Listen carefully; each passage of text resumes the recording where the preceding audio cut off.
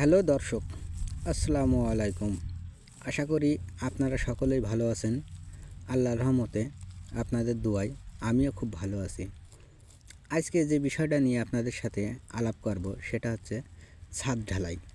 ছাদ ঢালাই new technique idea.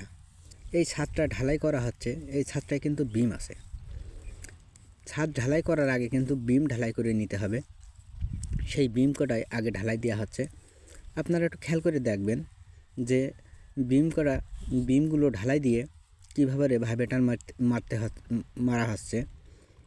এই বিমে যদি ভাইব্রেটার ইউজ যদি না করা হয় তাহলে কিন্তু আপনার বিম মজবুত হবে না। এই জন্য আপনারা ছাদে যদি বিম থাকে তাহলে অবশ্যই ভাইব্রেটার ইউজ করবেন। এই ভাইব্রেটার ইউজ না করলে কিন্তু আপনার ছাদ ঢালাই তেমন মজবুত হবে না, আর বিম থেকে পোকা বেরোনোর সম্ভাবনা থাকবে।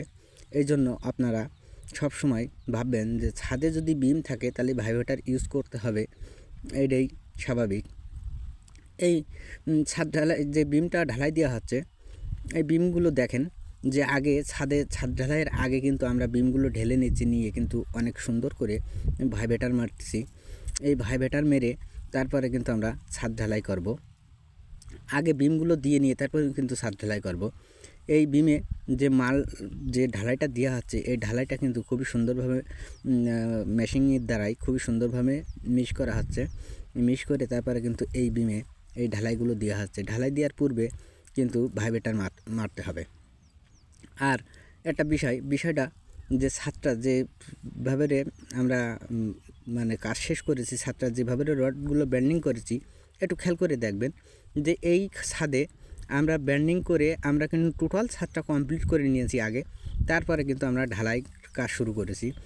এই ছাদটা যদি আগে টোটাল ছাদটা যদি কাজ শেষ না করা হয় তাহলে কিন্তু ঢালার দিনকেও অনেক সমস্যা হয়ে দাঁড়ায়। ওই জন্য আমরা টোটাল কাজ শেষ করি।